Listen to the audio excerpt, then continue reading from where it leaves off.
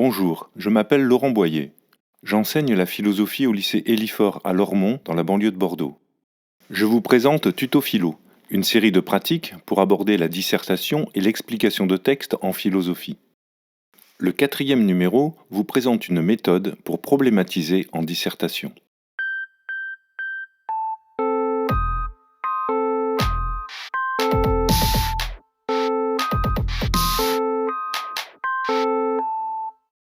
Problématiser. C'est l'acte intellectuel le plus difficile pour réaliser une dissertation de philosophie. Dans la vie, quand on dit qu'il y a un problème, c'est que quelque chose nous dérange, nous empêche de faire ce que l'on veut ou d'atteindre un objectif. Quand il y a un problème, c'est que quelque chose ne va pas. Problématiser, c'est montrer pourquoi quelque chose ne va pas. C'est-à-dire montrer d'où vient le problème et quel est ce problème.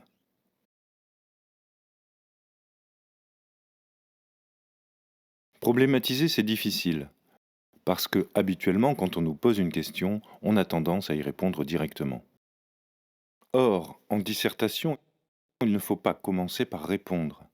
Il faut commencer par expliquer la question et montrer pourquoi elle pose problème. Montrer qu'il y a problème, c'est montrer pourquoi on ne peut pas répondre facilement et directement à la question. Ça s'appelle problématiser. Mais surtout, problématiser, c'est difficile, car le problème provient du sens des notions et de la construction du sujet. Si on ne comprend pas le sens des notions, si l'on ne fait pas attention à la forme du sujet, alors il est impossible de problématiser. La méthode que je propose dans ce tuto est une pratique qui oblige à rentrer dans une démarche de problématisation.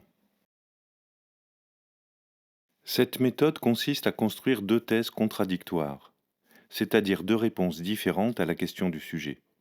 Si deux réponses contradictoires sont possibles, alors c'est qu'il y a problème.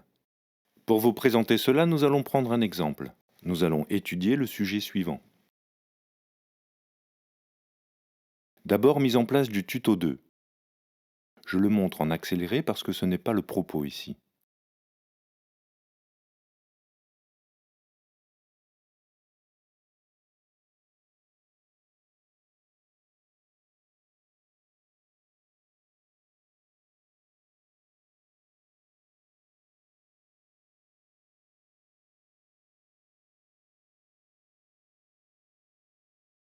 Bien sûr, c'est aller trop vite, mais vous pouvez toujours mettre sur pause.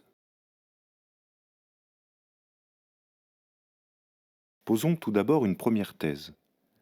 Celle-ci doit être la plus évidente, la plus facile, celle qui serait proche d'une opinion, ou bien celle qui serait dans la logique du sujet.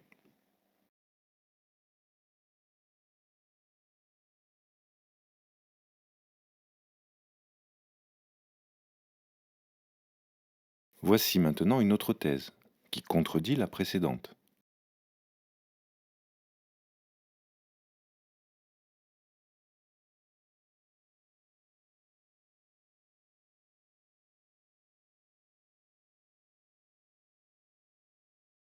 Voici donc vos deux thèses ébauchées. Vous devez les formuler dans l'introduction. Elles formeront les deux premières parties de votre dissertation. Et puisqu'il y a deux thèses contradictoires, c'est qu'il y a un problème. Et ce problème, vous devrez le déduire et le formuler.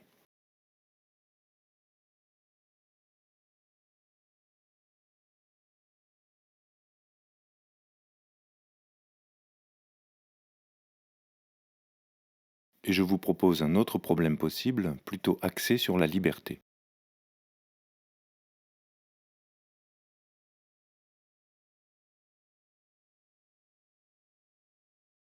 Je résume.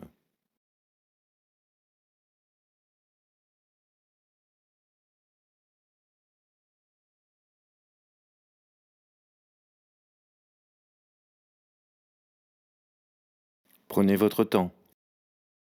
Et à bientôt pour un prochain tuto.